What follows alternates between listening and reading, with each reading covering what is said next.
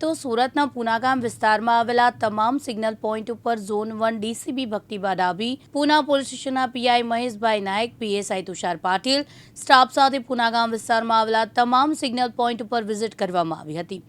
તેમાં જે સમય દરમિયાન ટ્રાફિક વધારે થતું હોય, જેમ કે માર્કેટ વિસ્તાર હોવાથી બંધ હોવાના કારણે સવારે ખુલવાના ટાઈમ ઉપર વાહન ચાલકોને કઈ સમસ્યાનો સામનો કરવો પડે છે અને કયા સિગ્નલ બંધ છે, કઈ જગ્યાએ સિગ્નલોની જરૂર છે,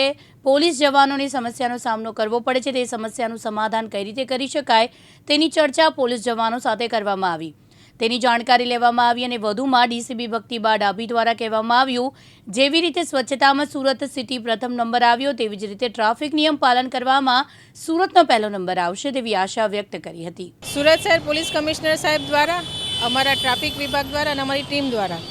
આજે ટ્રાફિકનો જે કામગીરી કરવામાં આવી છે એના અંતર્ગત આજે ઝોન 1 વિસ્તારમાં જ્યાં સૌથી વધારે ટ્રાફિક રહે છે એ વિસ્તારોની વિઝિટ કરવામાં આવી અને માન્ય સીપી સાહેબનું સપનું છે કે જેમ સુરત સિટીનો સ્વચ્છતામાં પ્રથમ નંબર આવ્યો છે એ જ રીતે ટ્રાફિકમાં પણ સુરત સિટી અવ્વલ નંબરે રહે,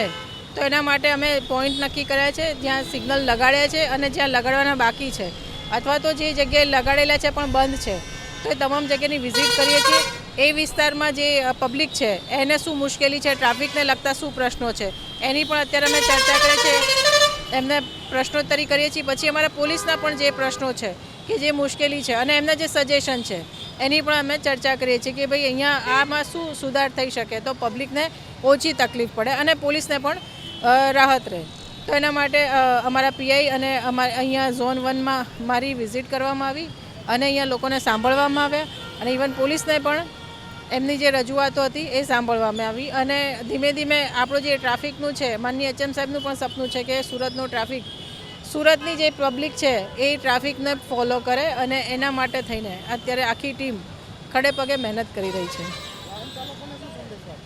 વાહન ચાલકો માટે મારો એ સંદેશ છે કે સિગ્નલ રેડ થાય તો તમે થોભો, રાહ જુઓ, જ્યારે સિગ્નલ ગ્રીન થાય ત્યારે તમે તમારી જગ્યા છોડો અને રાહદારીઓ માટે પણ એ મેસેજ છે, ખોટી ઉતાવળ કરશો નહીં, રાહદારીઓ માટે પણ એ મેસેજ છે કે તમારા માટે જે ઝીબ્રા ક્રોસિંગ તૈયાર કરવામાં આવ્યું છે તમે એનો ઉપયોગ કરો અને બીજું જ્યારે ટ્રાફિક ચાલુ થઈ ગયો હોય, સિગ્નલ ગ્રીન થઈ ગયું હોય એ સમયે તમે રસ્તો ના ઓળંગશો, થોડીવાર ઊભા રહો અને જ્યારે રેડ સિગ્નલ હોય ત્યારે તમે રસ્તો ઓળંગો એવી અપેક્ષા છે અમારી। કાનાભાઈ મેર, દિવ્યાંગ ન્યૂઝ, સુરત।